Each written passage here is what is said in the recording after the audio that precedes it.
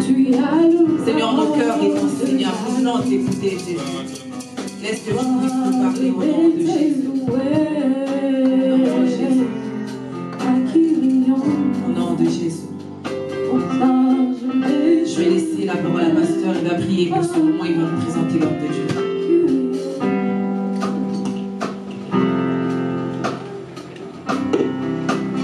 Seigneur, nous te disons merci car tu es Dieu.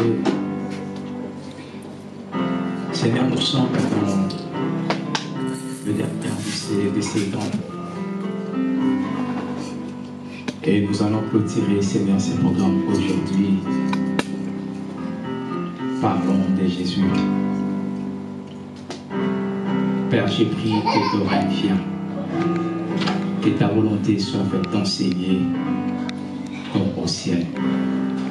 Seigneur, je crois qu'une vie cet après-midi sera restaurée, bénie, guérie, transformée par la puissance de Jésus. Qu'il soit des gloires puissamment utilisées. Ton serviteur, Seigneur, que tu oins cet après-midi pour qu'il puisse nous apporter ta parole. Parlez-nous, car nous sommes ici. Par le nom de Jésus, nous avons ainsi prié. Si tu peux, acclamons très fort pour la gloire.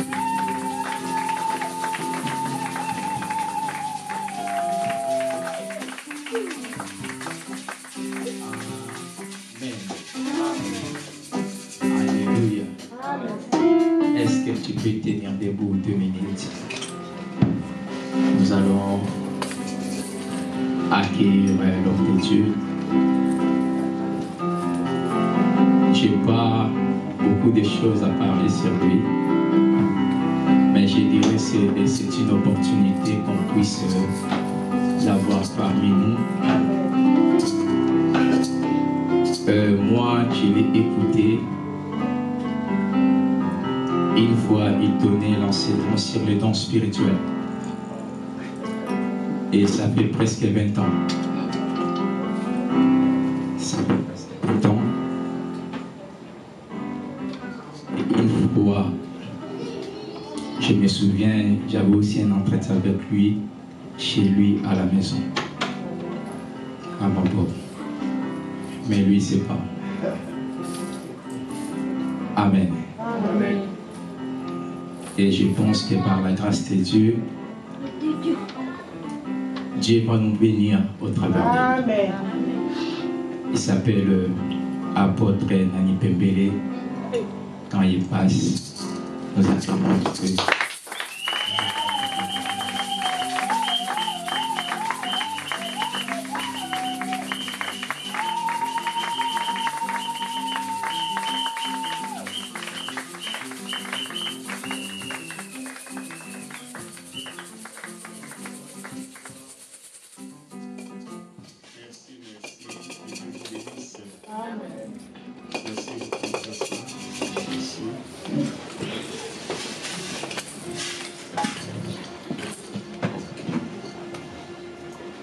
Je bénis Dieu pour cette invitation. Que le nom de l'Éternel soit glorifié. On a prié pour cette journée et Dieu l'a accompli, que son nom soit glorifié. Je voulais rendre grâce à notre Seigneur parce que c'est lui qui accomplit tout ce que nous lui demandons. Il est Seigneur. J'aimerais aussi remercier les pasteurs, les hommes de Dieu qui sont là devant et tous les serviteurs de cette église. Que Dieu puisse vous bénir pour votre amour, pour votre collaboration. Et je voulais aussi remercier toute l'église pour votre accueil chaleureux. Amen. Amen. Directement, nous allons passer à notre enseignement d'aujourd'hui. Et je me suis rendu compte que c'est moi qui termine aujourd'hui. Quelle grâce, quel privilège. Que Dieu soit loué. Je sais qu'on a suffisamment écouté et nous allons toujours écouter la parole de Dieu. parler de Jésus, c'est notre mission. D'ailleurs, si le Saint-Esprit est là, une des missions, des objectifs du Saint-Esprit, c'est de parler de Jésus. Le Saint-Esprit n'est pas là seulement pour conduire l'Église, mais il est là pour parler de Jésus. Jésus lui-même, il a dit, il parlera de moi et il me glorifiera. Donc le Saint-Esprit ne peut pas parler d'une autre personne, d'une autre chose. Quand le Saint-Esprit est là, il ne parle que de Jésus. Il ne glorifie que Jésus. Et nous aussi, l'Église, nous devons que parler de Jésus, chanter Jésus, danser Jésus. Tout ce que nous devons faire, ce n'est que Jésus. Et nous devons le glorifier parce qu'il est notre Seigneur, le seul et l'unique. Alléluia. On n'a pas d'autre. On n'a que Jésus. L'Église est l'Église si Jésus est au centre. Alors, sur ça, Dieu m'a mis au cœur, dans ces grands thèmes, dans ces grands sujets, de pouvoir parler quelque chose aussi qui pourra compléter. C'est-à-dire, je l'ai tiré dans les livres d'Hébreux, notre sous-thème dans les livres d'Hébreux, chapitre 12, verset 2. Ayons les regards fixés sur Jésus. Ayons les regards fixés sur Jésus. C'est ça notre sujet dans le grand thème, parlons de Jésus. Ayons les regards fixés vers Jésus. Bien-aimés, nous allons faire comme Jésus. Nous allons marcher comme Jésus. Nous allons nous humilier comme Jésus. Jésus-Christ est notre modèle, est notre Seigneur. Jésus-Christ est tout pour nous, est notre exemple. Et nous devons faire comme lui. Et pour faire comme lui, il faut les connaître. Si tu ne connais pas Jésus, tu ne pourras jamais faire comme lui. Tu ne pourras jamais marcher comme lui. Tu ne pourras jamais parler comme lui. Pour parler comme lui ou parler de lui, il faut les connaître. Et la Bible dit, vous connaîtrez la vérité. Donc nous devons connaître Jésus. Deuxièmement, pour connaître Jésus, il faut que tes regards soient fixés sur lui. Amen. Tu ne peux pas les connaître si tes regards ne se posent pas sur lui. Nos regards doivent se poser sur Jésus. Je ne parle pas des regards superficiels, non, non, non. Des regards profonds, des regards de méditation, afin que nous soyons un avec lui. Nous devons regarder à Jésus afin que nous puissions nous identifier à lui, que nous soyons comme lui. En posant nos regards sur lui, nous allons les connaître. Et en les connaissant, nous allons être comme lui. C'est ça la mission de l'Église, c'est ça notre raison d'être. Je bénis Dieu pour ces grands thèmes, pour ces grands sujets merveilleux que les hommes de Dieu ont été inspirés. Alors, je lis Hébreux chapitre 12, verset 2. Je vais enseigner tout doucement afin que nous puissions comprendre. Hébreux chapitre 12, verset 2. La Bible dit ceci, j'ai la version Louis II que je vais utiliser. La Bible dit, ayant le regard sur Jésus, le chef et le consommateur de la foi, qui, en vue de la joie qui lui était réservée, a souffert la croix, méprisé l'ignominie et s'est assis à la droite du trône de Dieu. Et quand vous lisez ces passages, vous allez comprendre qu'il y a 3 étapes. Et la dernière étape, c'est la gloire, c'est le trône. La Bible dit, et s'est assis à la droite du trône de Dieu. Mais cela n'a pas commencé par là. La Bible dit d'abord, nous devons avoir nos regards fixés sur lui, sur Jésus. Et ici, dans Hébreu, on donne quelques définitions de Jésus. Il nous dit que ce Jésus-là, il est le chef de la foi. Il est la tête de ma foi. C'est lui qui doit diriger notre foi. Il est le chef de la foi. Même ta foi, ce n'est pas toi qui es le chef. Amen. Ta foi n'est pas Dieu. Le Dieu, il est Jésus. Mais ta foi doit avoir Jésus comme Dieu, comme Seigneur. La foi doit se poser sur Jésus. Non seulement il est le chef de la foi, la Bible dit il est le consommateur. Le consommateur, ça veut dire quoi? C'est celui qui consomme. C'est celui qui mange. C'est Jésus qui consomme notre foi. Alléluia. Amen. Tu veux que ta foi puisse opérer des miracles? Laisse que Jésus puisse la consommer. Amen. Envie de la joie, donc qui envie de la joie qui lui était réservé à Jésus, Jésus a souffert la croix. Donc nous allons parler de cela. Il a souffert de la croix, méprisé l'ignominie, et après il s'est assis à la droite du trône de Dieu. Bien-aimés dans le Seigneur, avant de progresser, nous allons lire encore Apocalypse. Apocalypse, avant d'entrer vraiment dans les vifs. Apocalypse chapitre 1er. Lisons, commençons au verset 9 jusqu'au verset 13. Apocalypse chapitre 1er, verset 9 jusqu'à 13.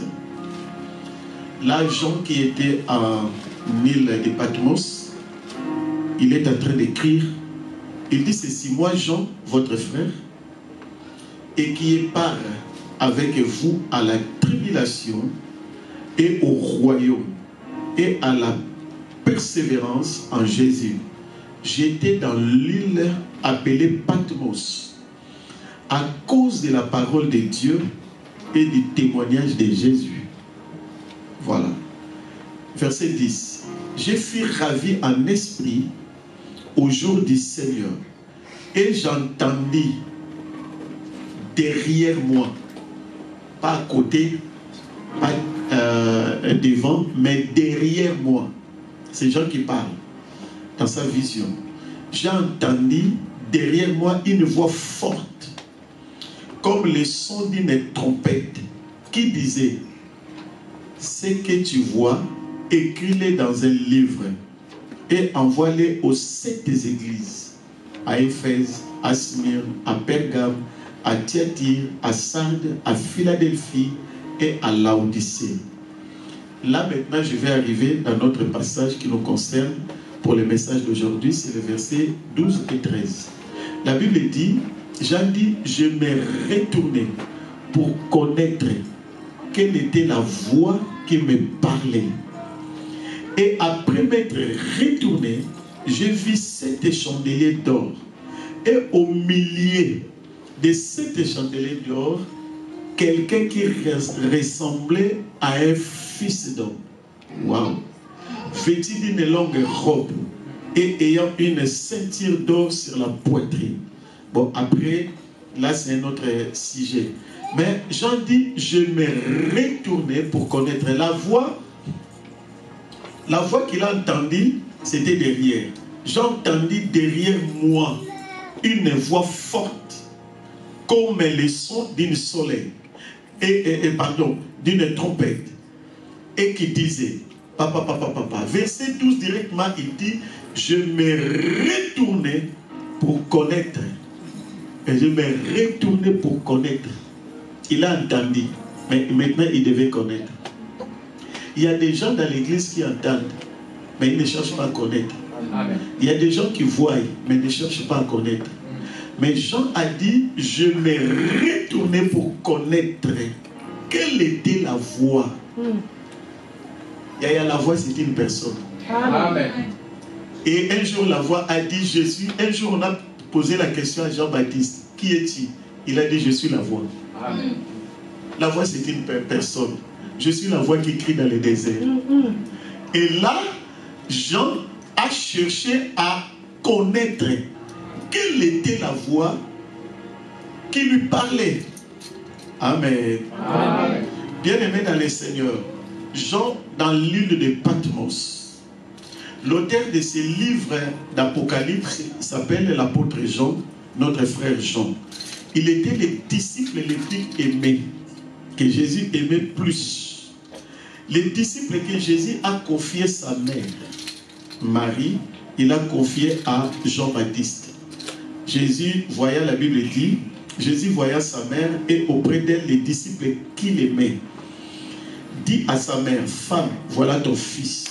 Puis il dit aux disciples, voilà ta mère. Et de ce moment, le disciple l'a pris chez lui. Mais ce disciple-là, le plus aimé, avancé en âge, il devait avoir 90 ans, était exilé prisonnier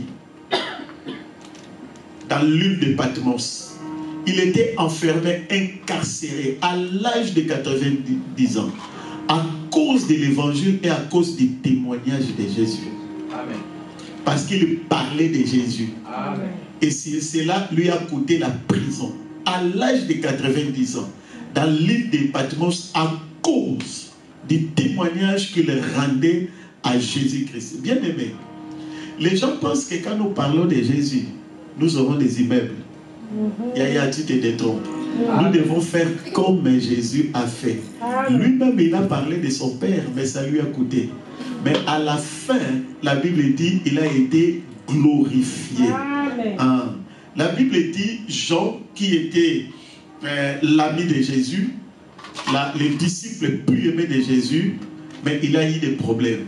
Bien aimé, même si tu es le plus aimé du Seigneur,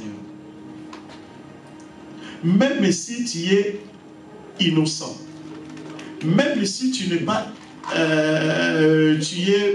c'est toi qui aimes Jésus, tu parles beaucoup plus de Jésus, mais cela ne t'épargnera pas de tribulations ou de persécutions. Amen. Et d'ailleurs, les gens, nous qui aimons beaucoup plus Jésus, nous sommes persécutés. Parce que le monde n'aime pas Jésus. Comment est-ce que le monde doit aimer? Lui-même, il a dit, vous aurez des tribulations. Amen. Mais ne craignez pas. Parce que je vaincu le monde. Amen. Il y a notre élévation, notre bénédiction viendra par là. C'est pour cela, soyons prêts. En parlant de Jésus, ça va nous attirer des problèmes. Amen. Mais ce n'est pas grave. Amen. Parce que nous nous confions à Dieu. Et nous ne nous confions pas aux hommes. Les hommes aiment qu'on puisse parler leur langage. Les hommes aiment qu'on puisse parler, je ne sais pas ce qui est dans les réseaux sociaux. Aujourd'hui, parle de Jésus dans les réseaux sociaux. Tu n'auras pas d'amis. Tu n'auras pas de followers, tu n'auras pas des abonnés, tu n'auras rien. Parce que tu parles de Jésus. Mais mets seulement des bêtises. Tu auras 1000 abonnés, 10 000 abonnés. Dans un jour, 1 million d'abonnés. Mais seulement des bêtises. Yaya, notre langage, ce n'est pas le langage du monde. Nous parlons de Dieu. Nous parlons ce que Dieu veut que nous puissions parler. Nous parlons de Jésus. Peu importe si cela nous attire des persécutions, mais à cause de Jésus, nous sommes prêts à aller de l'avant. Parce que c'est lui qui va nous protéger et c'est lui qui va nous élever. L'élévation ne viendra que quand tu t'identifies à Christ. Ne soyons pas comme le monde veut que nous puissions être. Soyons comme on est là, mais soyons fidèles. Yaya, pour avoir une église grande, vas-y dans le monde. Dans un mois, nous allons acheter et nous allons avoir une église grande. Mais avec qui? Avec Satan. Quand tu cherches comme ça, Jésus n'est pas là. Vous savez, la Bible dit ceci. Dans Jérémie, la Bible dit, Dieu est derrière sa parole pour l'accomplir. Les gens ne comprennent pas. Dieu n'est pas derrière un homme, derrière un pasteur, derrière un apôtre, non. Dieu est derrière sa parole pour l'accomplir. Si Dieu est derrière moi, parce que moi, je m'identifie à la parole. Au fait, Dieu ne me suit pas. Dieu suit la parole qui est à moi. Le jour où je prendrai la parole, je le jetterai dans la poubelle. Dieu va me guider pour aller dans la poubelle. Parce que ce n'est pas le palais qui fait un roi, mais c'est le roi qui fait que, oh mon Dieu, qui fait qu'un palais soit le palais royal. Jésus est né dans la crèche et la crèche est devenue le palais royal, selon Dieu. Le palais d'Hérode, c'était le palais des sorciers. Mais la crèche là où les animaux étaient élevés. Comme le roi des rois est né là-bas, c'est le roi des rois qui a fait que la crèche soit un palais royal. C'est pour cela que les mages ont venu dans le palais royal. Parce que l'or doit arriver dans le palais royal. L'encens doit arriver dans le palais royal. La myrrhe doit arriver dans le palais royal. Pourquoi les mages ont venu dans la crèche? Parce que le roi des rois est né dans la crèche. Il a transformé la crèche en palais, au palais royal. Alléluia. Non, non, non, non. Même si ma vie est poubelle, si j'ai Jésus, je deviens la maison de l'Éternel. Je deviens le temple de Dieu. Ce n'est pas que moi, le temple, qui doit faire Jésus qui soit roi. Non, non, non, non. C'est Jésus qui viendra faire de ma poubelle. Je croyais que tu es là. Je croyais que tu es là. Ce n'est pas la foule qui fera que cette église soit l'église de Dieu. Non, non, non, non, non. C'est la présence de Dieu. Il a dit là où 2 ou 3 sont assemblés à mon nom, je suis. Amen. Il n'a pas dit là où la foule. Non, non, non, non, non, non. Là où Dieu, Yaya, seul avec Jésus, nous sommes déjà nombreux. Seul avec. C'est que Dieu cherche. Dieu cherche la qualité. Alléluia. Dieu cherche des disciples qui vont l'écouter et qui vont être prêts pour parler de lui. Si tu as Jésus en toi, tu as Dieu, tu as le ciel en toi. Le ciel sera ton ami. Le ciel va être avec toi. Regarde, même si tu aimes Dieu, tu n'es pas épargné des problèmes. Mais le problème ne peut pas te faire douter de la présence de Dieu.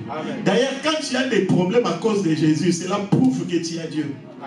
Laisse les gens t'insulter, laisse les gens t'abandonner, laisse les gens te quitter. Ce n'est pas grave. Le problème, je dois garder Christ en moi. Je garde Christ en moi. Je ne laisserai pas vendre Christ à cause des gens. Laisse les gens parler ce qu'ils veulent parler.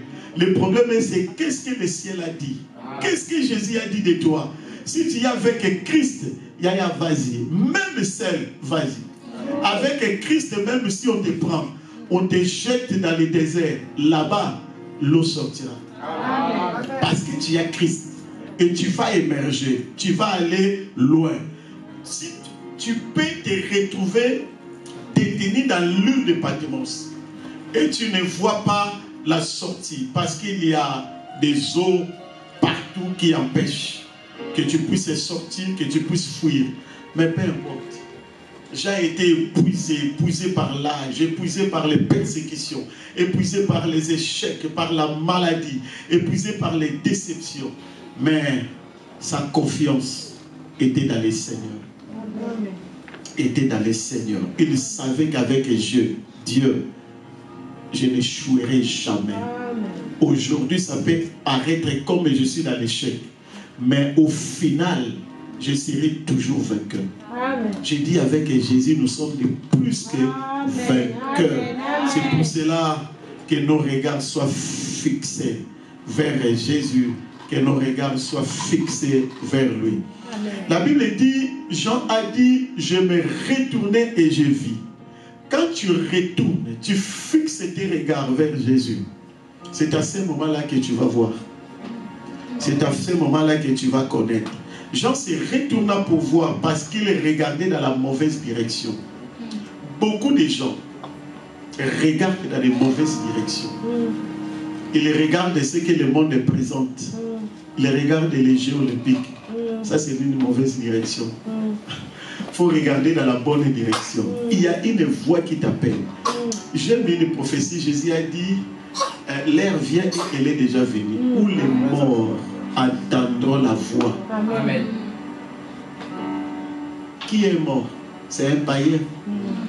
Ce n'est pas les morts qui sont décédés physiquement. Non, non, non, non, ce sont des païens. Les païens doivent entendre la voix du Seigneur. Amen. Et celui qui se retournera vers Jésus, il sera sauvé. Amen. À cause d'une voix. Amen. Et Jésus était devant les tombeaux de Lazare, il n'est pas entré. Amen. Il a seulement crié. Lazare qui était mort, il a entendu la voix. Jésus ne l'a pas touché. Jésus a dit enlevez seulement la pierre. Il a crié Lazare sort. Parce que lui-même il a dit l'heure vient et elle est déjà venue où les morts entendront. Amen. Et Lazare, pour qu'il soit ressuscité, il fallait qu'il entende la voix du Seigneur. Amen. Quand Jésus a dit Lazare sort, Lazare a écouté, a entendu la voix que le monde n'a pas compris. Et Lazare commence à sortir. Après, les disciples ont fini le boulot. Alléluia. Amen. Moi, je suis chrétien parce que j'ai entendu la voix. Et la voix du Seigneur qui m'a sauvé. Beaucoup de gens ne réussissent pas parce qu'ils ne voient pas, ils ne fixent pas leur regard sur Jésus. Quand Jean a fixé ses regards sur Jésus, cela veut dire qu'il a regardé dans la bonne direction. Il y a des gens qui regardent dans la mauvaise direction. Il ne regarde pas dans la mauvaise direction. Il faut regarder dans les bons sens, dans la bonne direction. La bénédiction et ta destinée dépendent de la direction dont tu regardes. Tu poses tes regards où?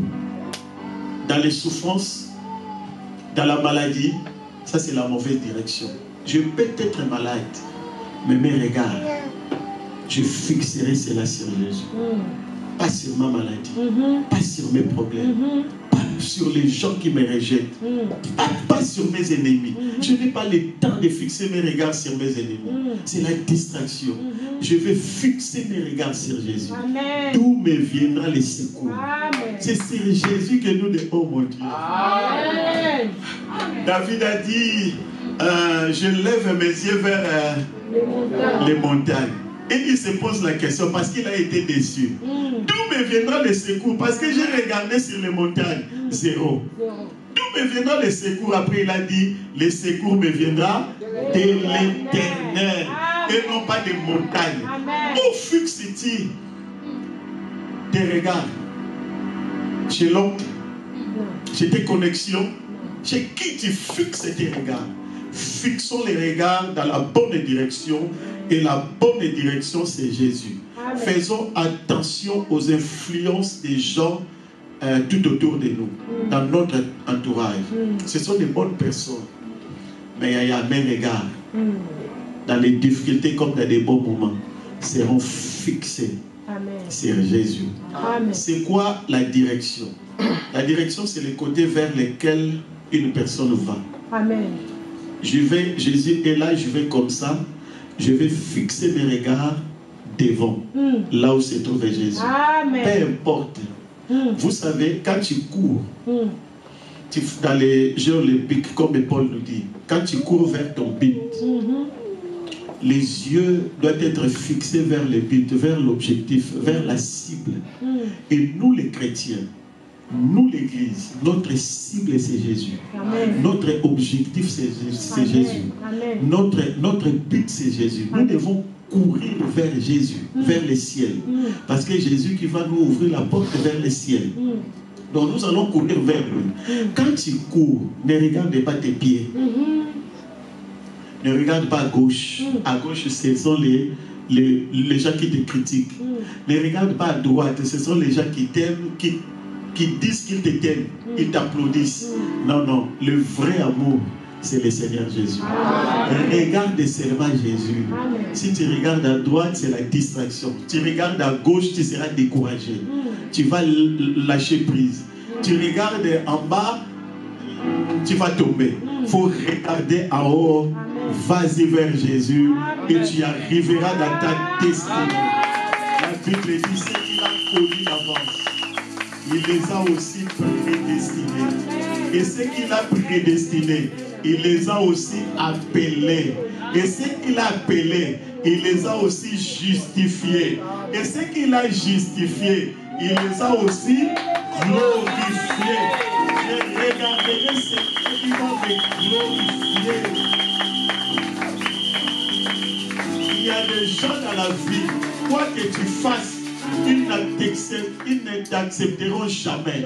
Mais peu importe qu'ils m'acceptent ou pas. Mais ce que je sais, je suis aimé de Dieu. Le ciel m'a aimé. Je fixerai mes regards sur le ciel parce que c'est le ciel qui m'a aimé. La direction, c'est le côté vers lequel on se dirige. lesquels on dirige sa vie, ces efforts sont à venir. Où fixes-tu tes regards? Sur quel principe? Sur quelle doctrine? Sur quelle personne? Sur quelle réalité? Il y a des gens qui ne regardent qu'en arrière. Apôtre Paul a dit, oubliant ce qui est en arrière, avançons vers les buts. En arrière, il y a des succès, certes. Il y a des victoires, certes. Il faut oublier. Ne sois pas comme la femme de Lot. Tu deviendras la pierre de sel. Ne regarde pas Sodome et Gomorrhe. En arrière, il y a des trahisons. En arrière, il y a des rejets. Il y a d'humiliation. Tu as été humilié, mais ça c'est le passé. Tu as été rejeté, ça c'est le passé. Quelqu'un qui t'a jeté, ça c'est le passé. Il y a un mari, il y a une femme qui t'a jeté. Ça c'est qui t'a humilié, qui t'a trahi même. Et tu es blessé. Et ne regarde pas cela. Ne te focalise pas sur cela. Laisse le sang de Jésus s'occuper de cela. Que le sang de Jésus puisse te guérir. Moi, à ma vie, aujourd'hui, je lève ma tête. Je fixe sur Jésus. Ce n'est pas le passé qui va déterminer mon futur. C'est Jésus-Christ qui est mon futur. Je croyais que tu es là.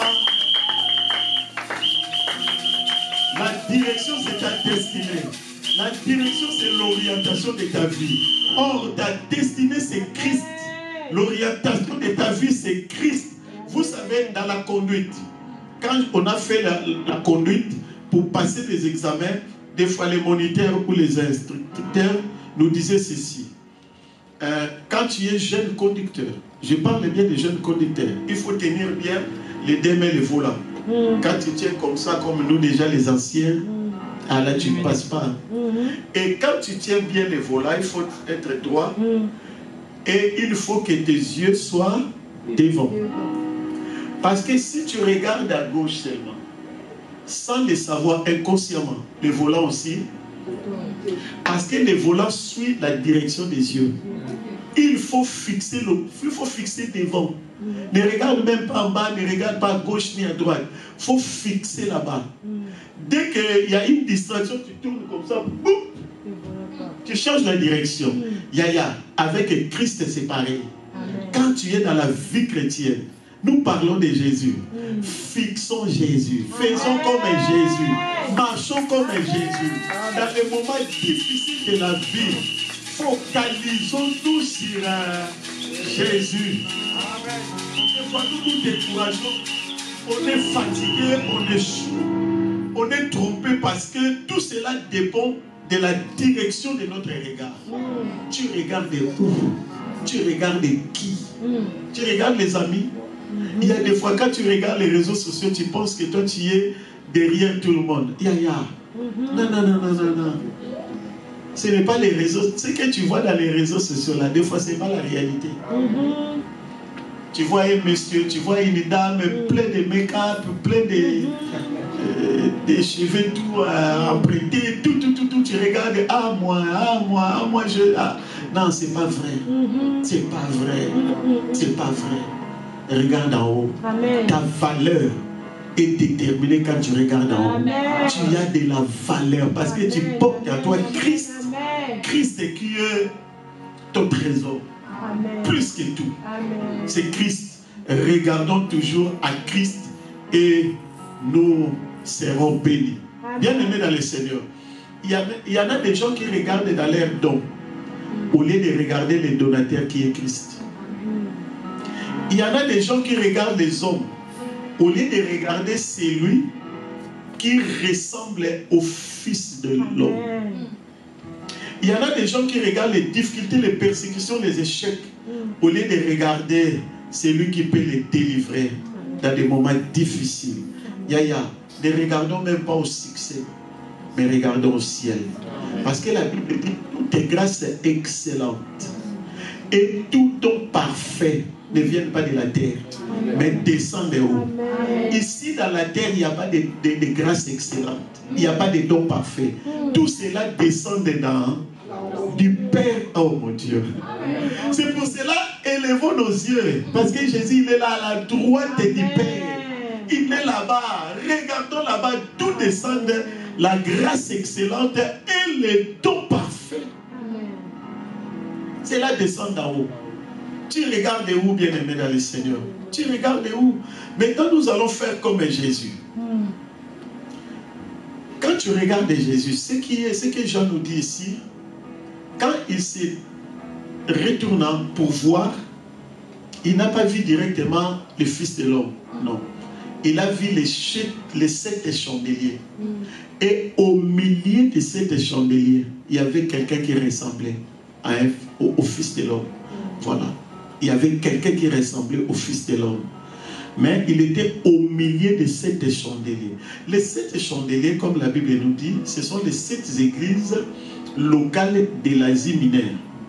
Donc, ils représentent en fait une seule église. Jésus n'a une seule église, le corps de Christ, mais qui est divisé dans plusieurs églises. Mais Jésus reste au milieu de son église.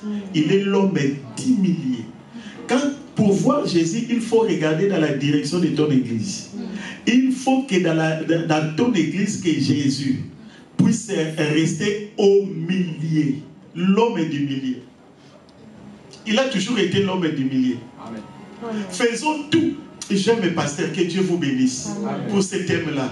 Parlons de Jésus. Amen. Parlons de Jésus, cela veut dire que dans notre église, dans nos vies, nous mettons Jésus au milieu. Amen. Pas dans les coins, pas dans les... Non, que Jésus soit au milieu. Parce que pour le voir, il faut que Jésus puisse être placé où? Au milieu, au centre. Il est l'homme du milieu. Là-bas à Golgotha, il y avait un brigand à gauche, un brigand à droite, et lui, il était l'homme du milieu. Dans le jardin d'Éden, il y avait un arbre de vie qui était au haut. Quand Abraham a été visité par 3 personnes qui sont arrivées, l'homme qui était à gauche ne parlait pas, l'homme qui était à droite ne parlait pas, mais celui qui était au milieu, il a dit à Sarah, la nuit prochaine, à la même époque, je parle de l'homme du milieu. Est-ce que l'homme du milieu est là? Jésus est l'homme du milieu. L'homme du milieu est là. Plaçons Jésus au milieu de 7 chandeliers d'or. Que Jésus soit au milieu de ta vie, au milieu de ton cœur, au milieu de ta maison. Quand nous entrons dans ta maison, nous voyons directement Jésus assis à son trône. C'est pour cela Paul disait, si je vis, ce n'est pas moi qui vis, c'est qui vit. C'est Christ qui vit à moi parce que je l'ai mis au milieu. Moi je suis au coin, mais lui qu'il soit au milieu. Que tout œil puisse quand tout œil me regarde et qu'il voit qui? L'homme du milieu. Il est l'homme du milieu.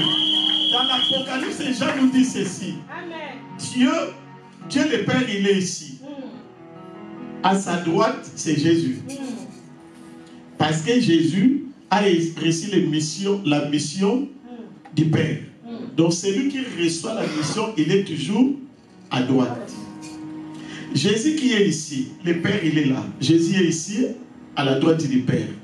Et Jésus aussi va envoyer le Saint-Esprit à la mission. Or, dans la gauche de Jésus, il y a déjà le Père.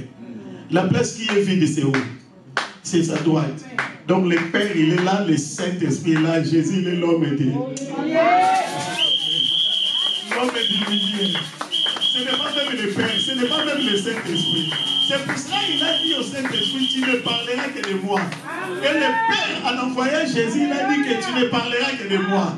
Jésus ne parle que du Père et le Saint-Esprit parle que de Jésus. Donc Jésus, bizarrement, se retrouve où? Et quand il est au milieu, tout œil va le voir. J'ai dit, fixons les regards sur l'homme du milieu. Maintenant, pour terminer, je vais dire faisons comme lui. Dis à quelqu'un faisons comme lui. Quand tu fixes Jésus, tu dois faire comme lui. Amen. Lisons maintenant quelques versets. 1 Samuel chapitre 3. 1 Samuel chapitre 3 verset 1. 1 Samuel chapitre 3 verset 1.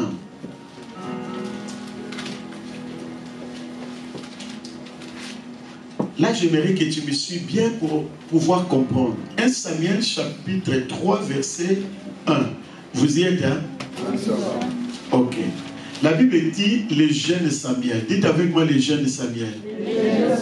La Bible ne l'appelle même plus prophète. Parce que Samuel était tout.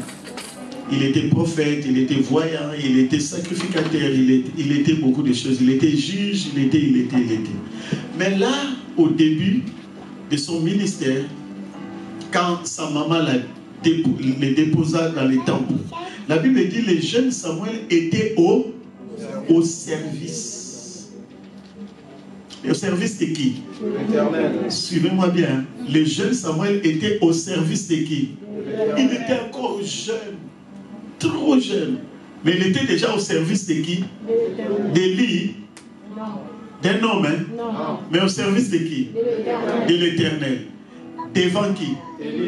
Yaya, on est toujours au service de l'Éternel, mais devant un homme. Amen. Devant quelqu'un. Oh, moi je suis au service de non, ça n'existe pas. Amen. Moi je suis au service de ma façon. Non, ça n'existe pas. On est toujours au service de l'Éternel, mais devant quelqu'un. Et il était au service de l'Éternel devant Élie, Élie qui a échoué dans son ministère parce qu'il a mal élevé ses enfants. Il a mal éduqué ses enfants. Et ses enfants, comme étaient des sacrificateurs, ont fait des bêtises dans l'église jusqu'à ce qu'ils sont décédés. Et l'ennemi, les Philistins, ont venu prendre l'arche de l'Éternel. C'est ça ce qu'on appelle Ichabod, à cause des enfants d'Élie. Pour leurs bêtises. Lui-même, il a mal élevé ses enfants, mais Dieu va lui donner Samuel. Amen. Dieu va lui donner Samuel, tu vas élever Samuel. Mais comment toi tu as échoué, Dieu va te donner. C'est compliqué l'œuvre de Dieu, c'est compliqué l'œuvre de Dieu. Lui-même, il a échoué avec ses fils biologiques. Mais Dieu va dire Anne va dire à Dieu, si tu me donnes un fils, je te l'offrirai. Il vient avec Samuel, qui était encore un enfant. Les jours qu'il a été sévré, il le dépose là-bas afin que Élie puisse l'éduquer, puisse l'élever. Lui-même, Élie a échoué. Vraiment. La Bible dit, les jeunes de Samuel étaient au service de l'Éternel devant Élie. La parole de l'Éternel était rare. Ce n'est pas que la parole de l'Éternel n'existait pas, non, ça existait. Mais seulement c'était rare. Si on dit rare, cela ne veut pas dire que ça n'existe pas, non. Ça existe, mais seulement c'est rare. La Bible dit, était rare à ce temps-là. Les visions n'étaient pas fréquentes. Donc, il y avait des visions, mais ce n'était pas fréquent. Mais ce qui me touche un peu dans ces passages et me choque, c'est le verset 7. Là, le verset premier, on dit, les jeunes Samuel étaient au service de qui? Devant qui? Mais lisons maintenant le verset 7. On a sauté le verset 2, le verset 3, le verset 4, le verset 5, le verset 6. Maintenant, le verset 7, la Bible dit, Samuel ne connaissait pas encore. Comment tu peux servir l'Éternel sans le connaître? C'est compliqué. Là, on dit, les jeunes de Samuel étaient au service de qui? Et au verset 7, on nous dit que Samuel ne connaissait pas encore l'Éternel. Et la parole de l'Éternel ne lui avait pas encore été, mais il servait l'Éternel comment? Il y a fixé les regards sur Jésus pour les connaître. Et en connaissant Jésus, tu vas mieux servir. Il y a des gens qui servent Dieu sans les connaître. Ils servent Jésus sans les connaître. Vas-y dans les réseaux sociaux, tu vas regarder certains serviteurs qu'on ne peut pas citer. Tu te demandes vraiment, est-ce que celui-là vraiment, est-ce qu'il a fait vraiment une rencontre personnelle avec Christ? Un serviteur, tu regardes, mais ça c'est une église de païens ou église de... Est-ce que ce sont vraiment des gens qui ont été sauvés? Est-ce que ce sont des... Il déshonore notre Seigneur. Tu n'as pas l'idée. Nous tous, on a des erreurs. Mais ça, ce n'est plus des erreurs. C'est catastrophique. C'est catastrophique. Les jeunes Samuel servaient l'Éternel qui ne connaissait pas encore. Et la parole de l'Éternel n'était pas encore révélée. Mais je bénis Dieu pour cette église. Amen. Pour la parole créatrice. Amen. Alléluia. Ici, c'est la révélation de la parole. C'est la parole révélée qui crée. Et quand nous créons, Dieu est avec nous. Cela confirme que Dieu est avec nous. Maintenant, nous devons faire comme Jésus. Écoutez maintenant la révélation. Lisons Luc chapitre 3, je vais aller tout doucement, les regards fixés vers Jésus. Luc chapitre 3, ce sont des choses simples. Versets 21-22. La Bible dit ceci. Regardez ce que Jésus a fait. Luc chapitre 3, verset 21-22. La Bible dit, tous les peuples se faisaient baptiser. Jésus fit aussi baptiser, comme tous les peuples. C'était les baptêmes de Jean-Baptiste. Ce n'est pas les baptêmes de l'église aujourd'hui de Jésus. Non, c'était les baptêmes de Jean-Baptiste. Tous les peuples se faisaient baptiser. Jésus aussi fit baptiser, comme tout le monde. Mais son baptême n'était pas comme tout le monde. La différence était quoi? La différence est que, et pendant qu'il priait, le ciel s'ouvrit. Tout le monde se faisait baptiser, mais tout le monde ne priait pas. Celle qui priait. Tout le monde se faisait baptiser, mais le ciel ne s'est pas ouvert pour tout le monde. C'est ça la différence. Amen. Tout le monde se faisait baptiser. Le verset 22. Et le Saint-Esprit descendit sur lui. Le Saint-Esprit n'est pas descendu sur tout le monde. On peut faire des choses de tout le monde, mais on n'est pas pareil comme tout le monde. Amen. Alléluia. Il faut que tu sois différent. Amen. Toi, tu es de Christ. Il faut faire des choses comme Christ. Amen. Et Christ aussi va t'honorer comme lui-même. La Bible dit, le Saint-Esprit descendit sur lui, sous une forme corporelle, comme une colombe. Mais tout le monde n'a pas reçu le Saint-Esprit comme Jésus. La Bible dit, et une voix fit entendre du ciel ces paroles. Que pour Jésus? La Bible dit, tu es. Pas vous êtes, tu es. Mon fils bien-aimé, en toi j'ai mis, en toi, seul en toi. Vous recevez les baptêmes tous, mais seul en toi, j'ai mis toute mon affection. Amen. Est-ce que tu es là? Amen. Maintenant, lisons le verset 4. C'est la suite, parce qu'au verset 23, on commence déjà à citer la généalogie de Jésus, mais l'histoire reprend au verset 4. Continuons la parole. Verset 1. Chapitre 4, verset 1 plutôt. La Bible dit, Jésus rempli du Saint-Esprit revint du Jourdain et il fut conduit par l'Esprit dans le désert.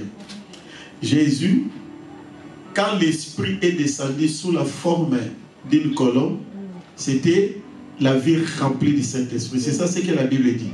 Jésus rempli du Saint-Esprit revint du Jourdain. Donc il était au Jourdain. Il a reçu le Saint-Esprit, il fut conduit par l'Esprit dans le désert. Est-ce que tu es là? Amen. Pendant 40 jours. Maintenant le verset 14. Après 40 jours, la Bible dit, Jésus revêtit de la puissance de l'Esprit, retourna en Galilée et sa renommée s'est répandue dans tous les pays d'alentour. Sa renommée. Maintenant, organisons notre idée. Jésus arrive devant Jean-Baptiste.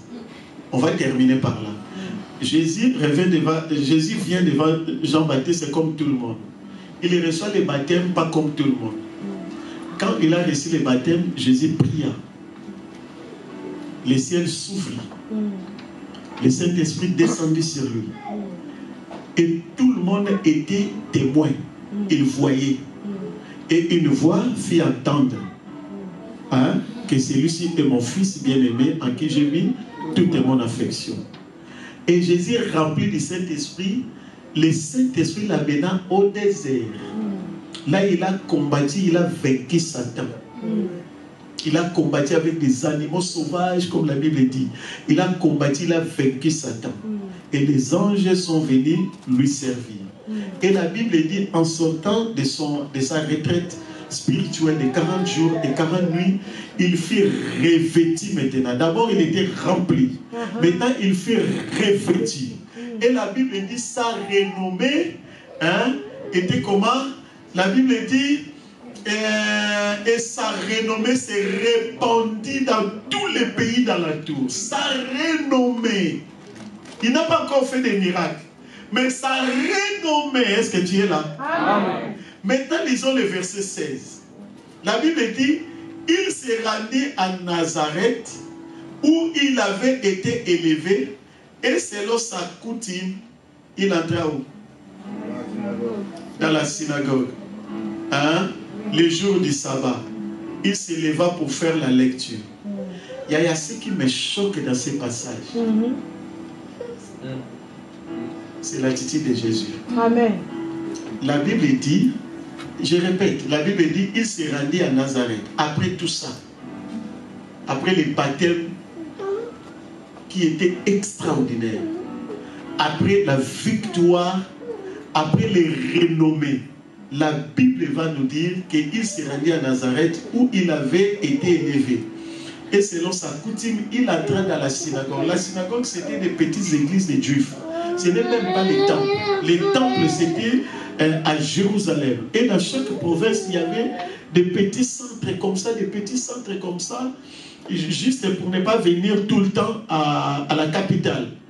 Au lieu d'aller au temple, Jésus entra dans son village, dans une petite synagogue. Et là, il a ouvert un livre d'Ésaïe et il a commencé à lire. C'est là où il commença son ministère. Si c'était moi, à la place de Jésus, j'ai reçu le baptême. Hein, il y a le Saint-Esprit qui est descendu, avec tous les témoins. Et le Père m'a témoigné. Et tout le monde a écouté cela. Et j'ai vaincu Satan. Hein, Yaya. Et m'a renommé toute la France. Tous les Europes. Ma renommée s'est répandue. Yaya, quand je sors comme ça, pas dans des petites églises. Yaya, pas dans les. Yaya, Stade de France. Une semaine. Les gens qui jouent dans les arènes, des jours, il y a ça. Moi, Stade de France, 5 jours, lundi, mardi, mercredi, jusqu'au dimanche. Et puis je pars à U-Arena, je ne sais pas si U-Arena, c'est qui, un mois de campagne d'évangélisation. Avec toutes ces puissances-là, mais Jésus entra dans une petite synagogue, dans un village. Il vient faire la grande déclaration que l'Esprit du Seigneur est. Il m'a envoyé pour aller.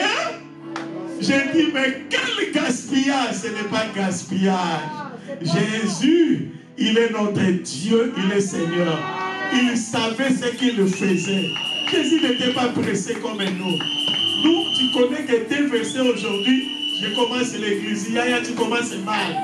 Ayons les regards fixés vers Jésus. Au temps opportun, Jésus va t'élever.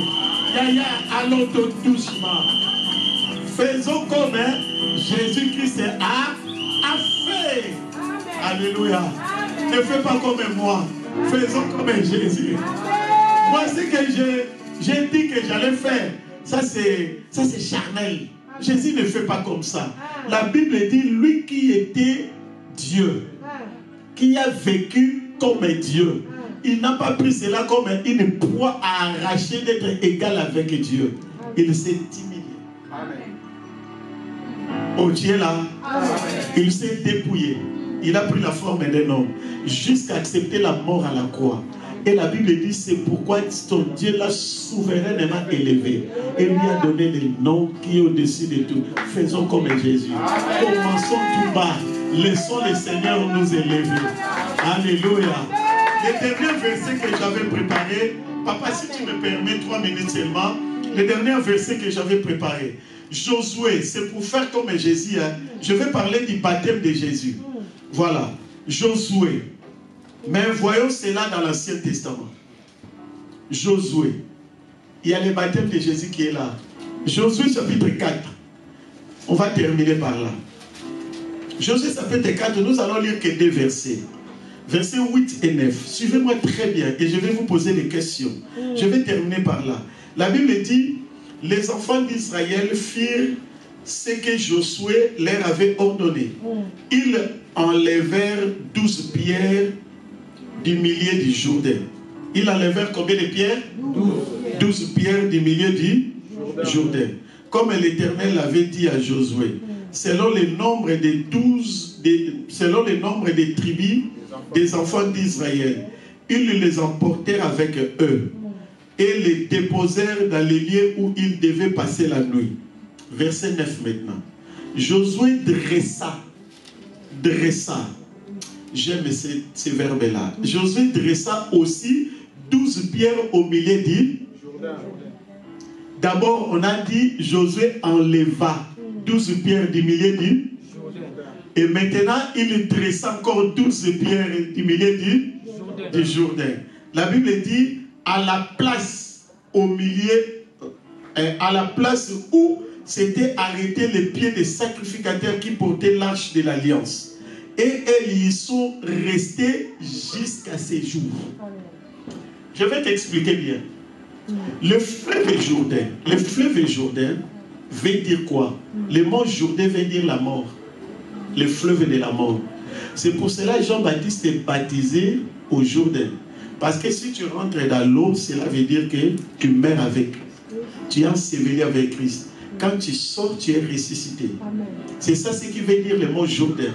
Le fleuve de la mort. Tout ce qui entre, il meurt. Si tu ne sors pas, c'est fini. Mais si tu sors, tu es ressuscité. Donc c'est le fleuve de la mort et de la résurrection. C'est ça le symbole du mot Jourdain. Maintenant, le peuple d'Israël était au désert. Moïse est mort.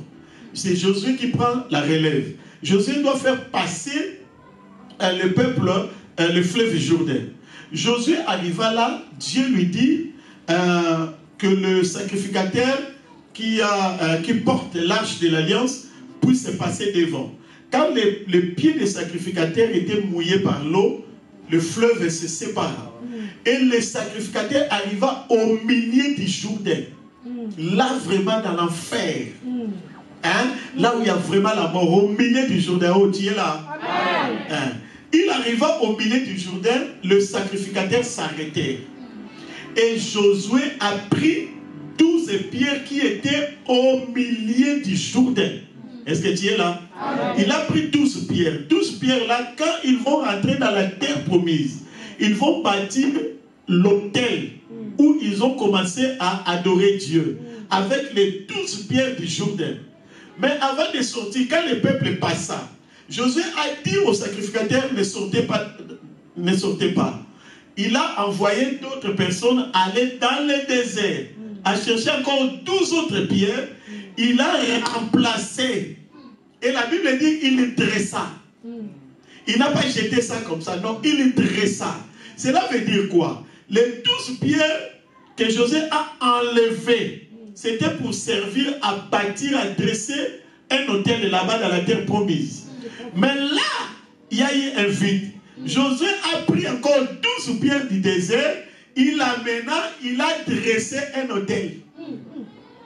Et après les sacrificateurs ont sorti, la Bible dit, les 12 pierres sont restées là jusqu'à ces jours où on a écrit cette parole-là. Jusqu'à ces jours sont laissés là. Or, quand il y a un autel, normalement, il faut qu'on puisse avoir aussi l'agneau. Et quand il y a l'agneau, il faut qu'on puisse avoir aussi les sacrificateurs. Mais Josué passa, l'autel qui doit bâtir dans la terre promise. Il y a des animaux là-bas. Et il y a des sacrificateurs.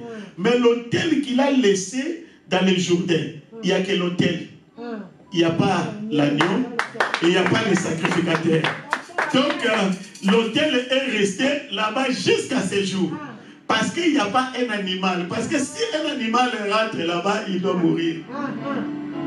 Et il n'y a pas aussi un sacrificateur là-bas, au milieu du Jourdain. Après, l'eau est revenue. Et Josué est parti, ils ont oublié.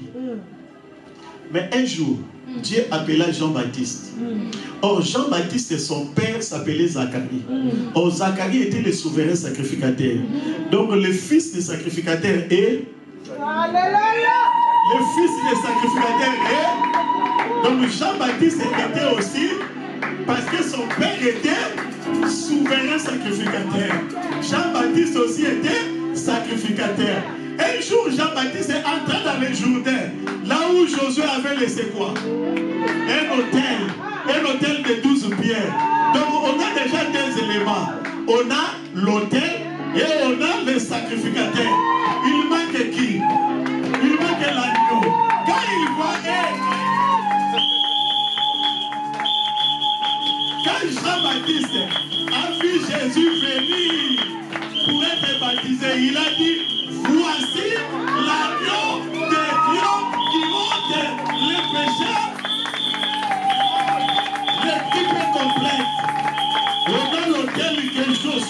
péchés.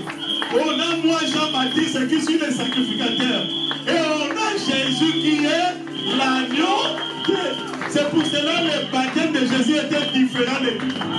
C'est pour cela que Dieu a témoigné. Dieu a témoigné. Aïe, aïe, aïe, aïe, aïe. Faisons comme Jésus. Agissons comme Jésus.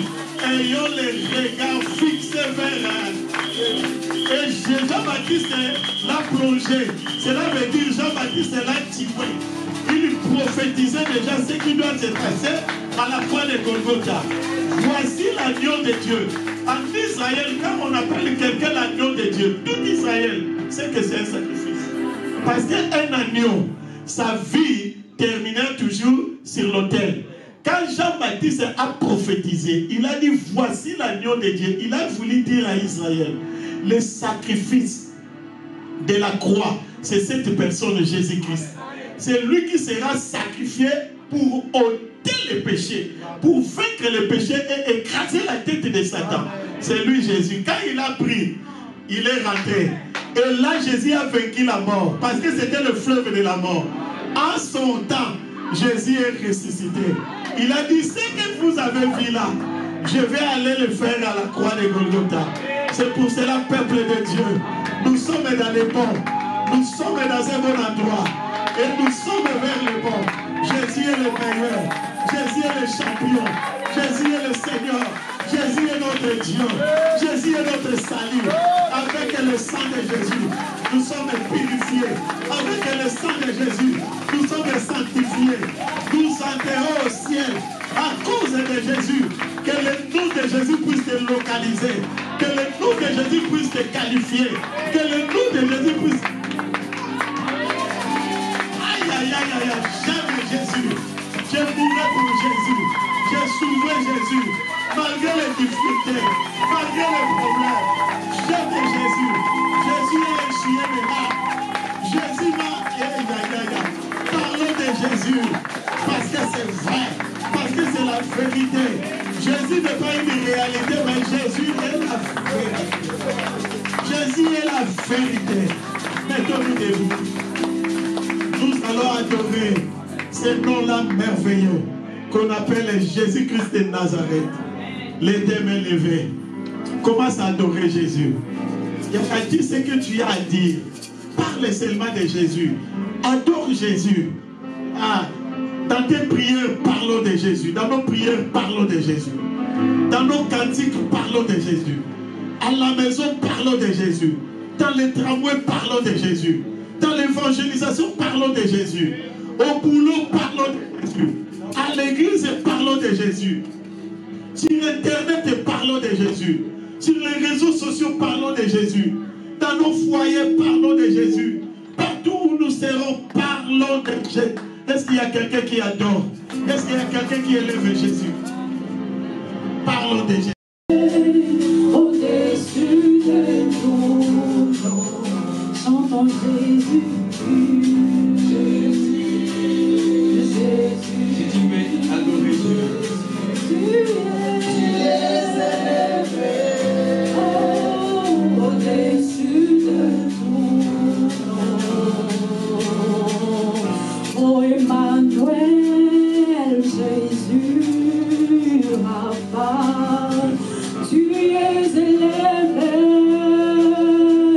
Au-dessus de tout nom, chantons Jésus. Jésus, Jésus, Jésus, tu es élevé au-dessus de tout nom. Chantons Jésus, Jésus, Jésus, Jésus, tu es élevé au-dessus de tout. Seigneur, nous te disons merci. Merci pour cette parole. Seigneur, nous sommes reconnaissants. Seigneur, de nous révéler, Seigneur, sur le nom de Jésus. Nous rendons grâce à ton nom. Laisse que cette parole puisse impacter, Seigneur, la vie de chacun de nous. Qu'elle produise,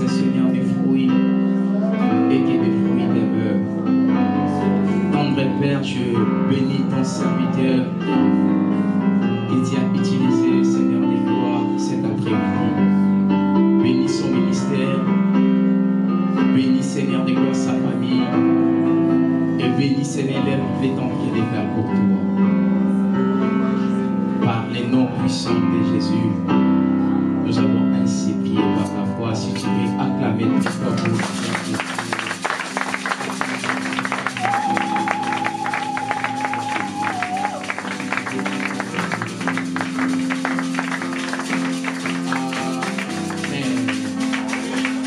On peut prendre place.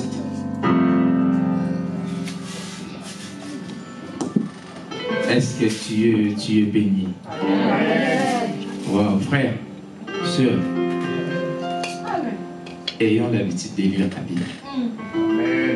Vous savez, si tu lis la Bible, tu essayes un peu de fouiller la Bible bien, et tu as la connaissance de la parole de Dieu. Lorsque des choses profondes sortent, ça trouvera la place en toi et tu seras béni. Vous savez, depuis les débits de ces programmes, c'est le programme, ça fait 4 ans qu'on fait ces programmes. Et cette année, c'était un programme un peu froid. Il n'y a pas eu beaucoup de prédicateurs qui ont allé criser. Je vous avais dit, parle de Jésus parce que si tu trouves un bouddhiste et expliquer qui est Bouddha. On est tous au travail, souvent avec des musulmans.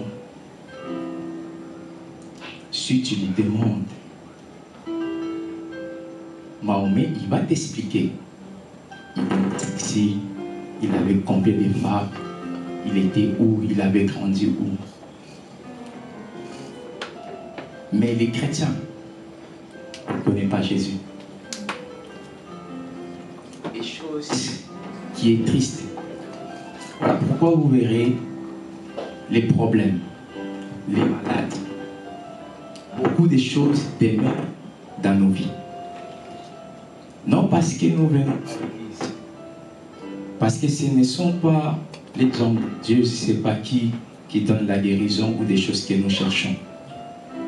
Plus nous connaissons Jésus, sa propre tête, plus nous attirons des choses qu'il avait. Mais malheureusement, on a peu de temps pour lire la Bible. On a peu de temps. Et quand tu verras un enfant de Dieu, il peut faire 3 mois, 2 mois. Il ne s'assoit pas comme ça. Vraiment pour méditer la parole de Dieu. Job, je vais bosser. Je vais faire 3 boulots, 4 boulots, 5 boulots. Je vais mettre à côté. Mais malgré tout ça, on est en train de marcher avec nos problèmes. Pourquoi? Parce qu'on ne connaît pas la personne qui donne la solution, la guérison. Dire juste à Jésus, ça ne suffit pas, frère. Venir juste à l'église, ça ne suffit pas. Frère, avec tout ce qui est en train de sortir ici, et je te vois que lui aussi sur ta chaise. Et ça m'a fait... Mais que Dieu nous aide. Que Dieu nous aide. Homme de Dieu, que Dieu vous bénisse. Ça fait 20 ans. Moi, la dernière fois que j'avais écouté, c'était en Angola, à l'église El Shaddai. À l'époque de, je pense, de Pasteur Kosumatondo. Ça fait au moins plus de 20 ans que moi, je l'ai écouté. Et c'est aujourd'hui que je l'écoute encore. Et sincèrement, il m'a épaté. Il m'a épaté.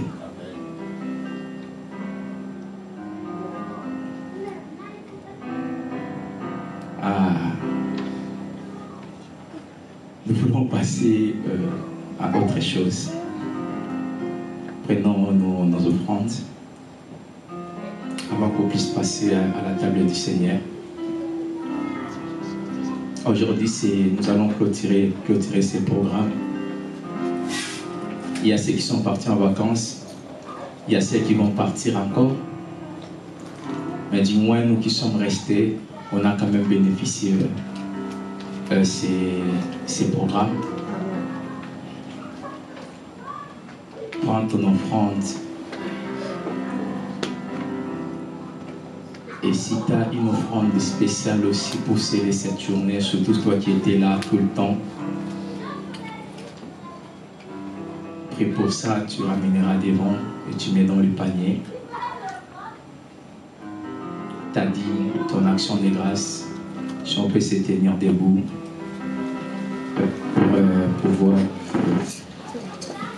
pour pouvoir offrir à Dieu.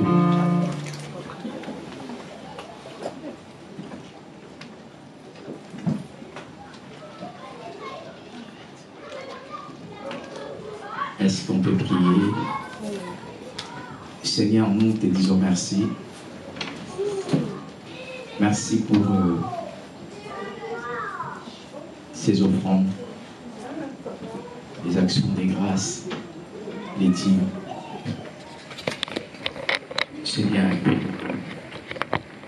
je prie que tu puisses bénir ceux qui n'ont pas de ressources.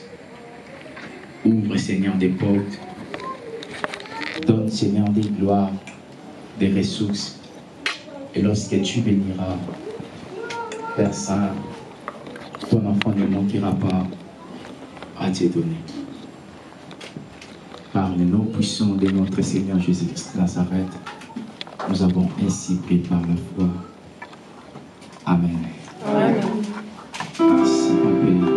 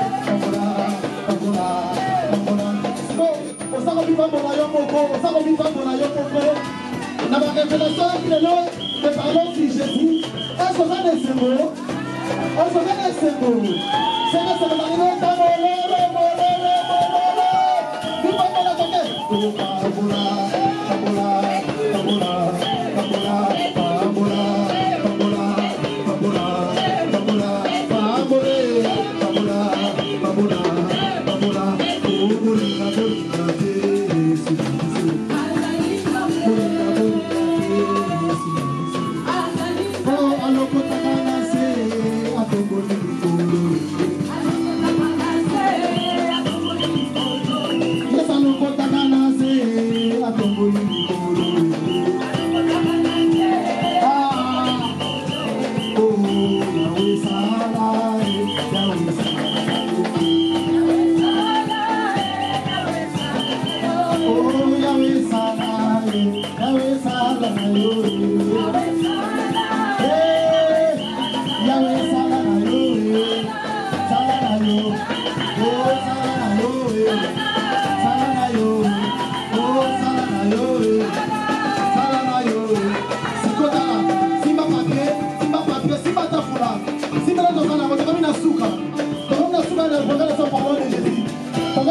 programme.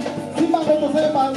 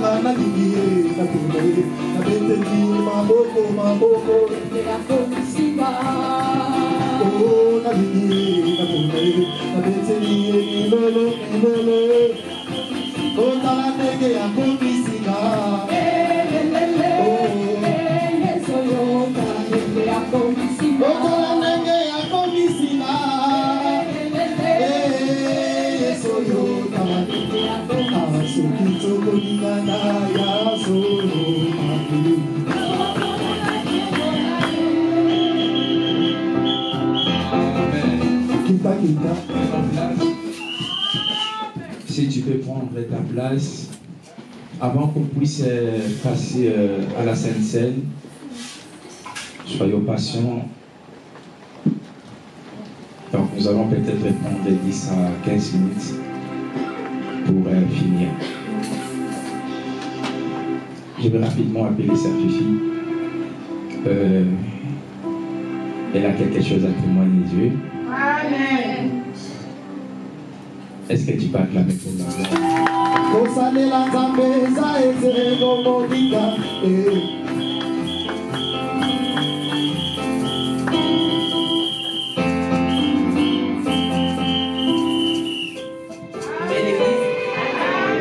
Amen, amen. Je viens dire merci à Dieu, je viens remercier Dieu pour ce qu'il a fait dans ma vie. C'est vrai que dernièrement, disons, on est au mois de juillet, donc le mois de juin, mais je traversais un moment assez difficile, compliqué, de part de ma profession, de ce que je fais professionnellement parlant. Et j'ai commencé à avoir des complications, j'ai commencé à sentir que ça n'allait plus, parce que j'étais en stage, et ça n'allait vraiment pas. Et tout ce que je faisais, on voyait que ce qui n'allait pas, et j'ai commencé à prier, j'ai dit à Dieu, parce que l'année 2023, à la même période, j'étais également en stage. C'était un stage qui était très mal passé. Et j'étais très abattue, et cette fois-là, je m'étais un peu laissée aller. Et cette année, lorsque j'ai vu les choses commencer à ne pas aller, malgré tout ce que je faisais comme effort, j'ai dit une chose, j'ai dit, Seigneur, cette fois-ci, je ne me laisserai pas faire. Je dis, cette fois-ci, ça ne se passera pas comme ça. J'ai commencé à prier, et en même temps, je faisais le nécessaire pour réviser, pour être au point. J'ai commencé à réviser, à prier, à mettre Dieu à l'épreuve, si je peux dire ça comme ça.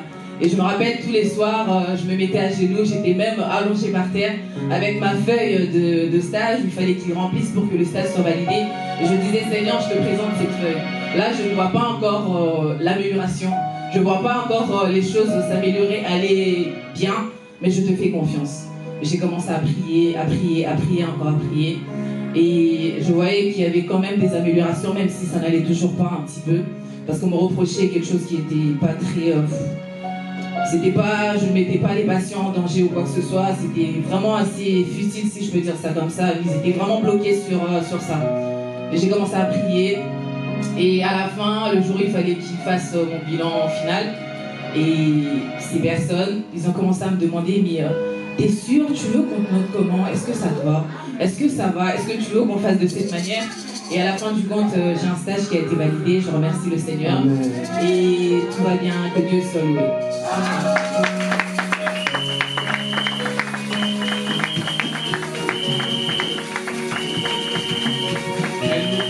Je ne veux pas finir à sa place. Je ne veux pas finir à sa place. Mais que Dieu soit loué dans tout ce qui est arrivé dans ta vie et que Dieu continue avec toi au nom de Jésus. Je vais appeler rapidement le pasteur Dodo pour qu'il nous conduise dans la Sainte-Seine.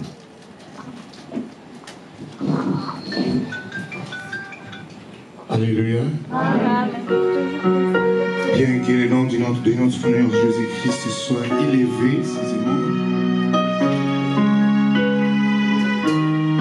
bien pour ceux qui n'étaient pas là hier, donc c'était moi qui étais l'avant-dernière de ce séminaire, et les choses se sont passées merveilleusement bien, selon la grâce du Seigneur. Amen.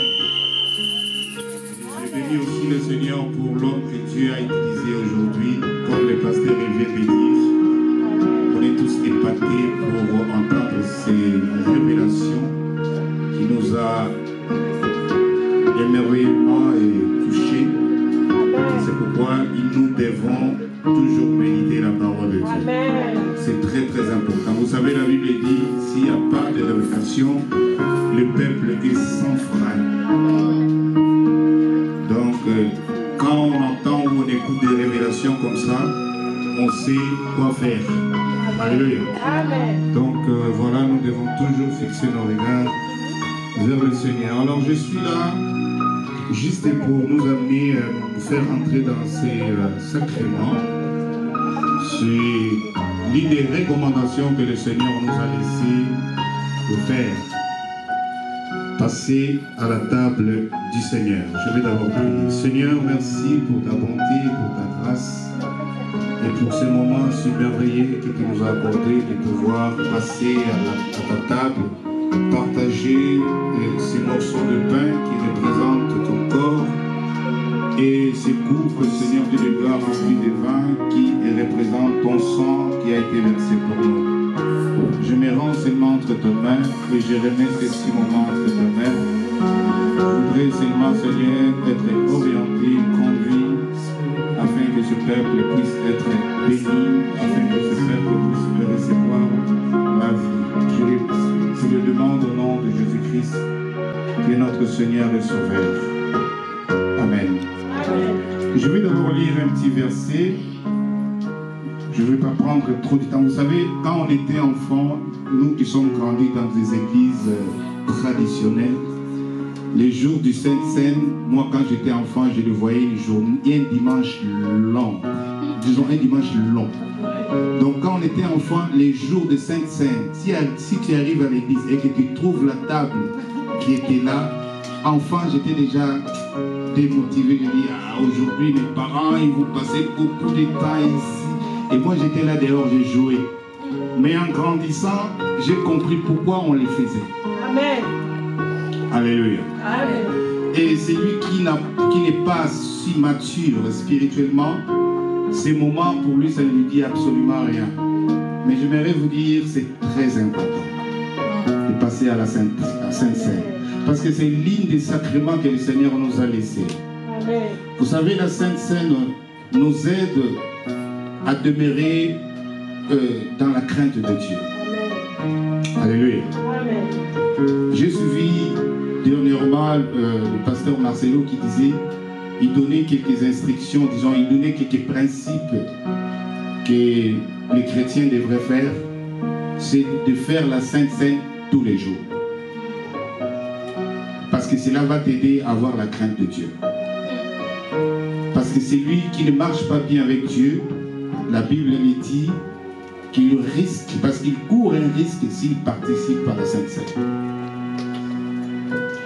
Donc c'est l'un des moyens qui peut aussi nous aider, bien-aimés, pour maintenir une relation parfaite avec Dieu.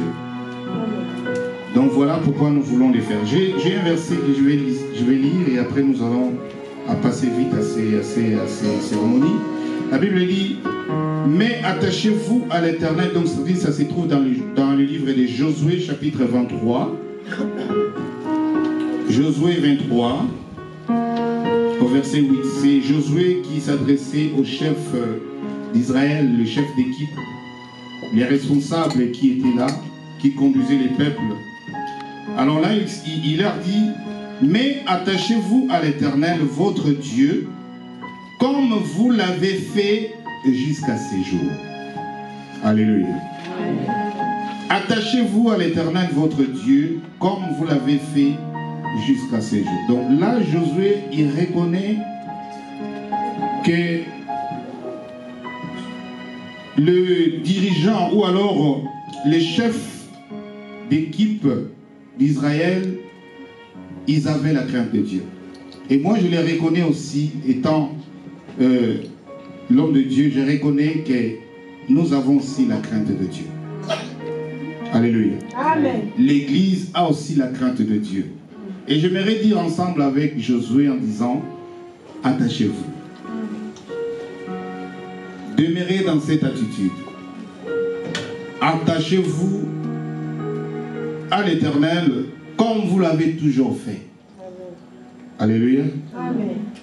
Donc par là, c'est là, disons, ces messages nous amènent à la conscience, à savoir, si je ne l'ai jamais fait, donc je n'ai jamais eu la crainte de Dieu dans ma vie. Alléluia. Amen. Mais je vais juste t'interpeller pour te dire, si tu ne l'as jamais fait, attache-toi à l'Éternel. Attache-toi au Seigneur. Comme peut-être tu ne l'as jamais fait, mais aujourd'hui, commence à t'attacher au Seigneur. Le message d'aujourd'hui nous amène aussi à ces points-là. Nous devons toujours fixer les regards sur le Seigneur comme nous l'avons toujours fait. Alléluia. Amen. Attachons-nous au Seigneur comme nous l'avons toujours fait. Parce que c'est lui qui est le Dieu et le Seigneur de notre vie. Donc je ne vais pas prendre beaucoup de temps parce que vous savez, le moment de la Sainte Seine, en réalité, c'est un culte à part. Amen. Alléluia. C'est un culte vraiment à part. Ça prend du temps lorsqu'on va passer dans un moment de la Sainte Seine. C'est un culte à part. C'est pourquoi quand on était, nous qui venons de ces églises traditionnelles, je viens de l'Assemblée de Dieu, les jours de la Sainte Seine, il y a le premier culte, et ce culte, donc c'est-à-dire nous terminons d'abord le premier culte, et tous ceux qui vont passer à la Sainte Seine, ils restent, et tous ceux qui ne vont pas participer, ils partent. Et là, vous ne recommencez pas, mais vous faites encore un autre culte à part. Parce qu'il faut vraiment enseigner le peuple pour qu'il puisse comprendre l'importance.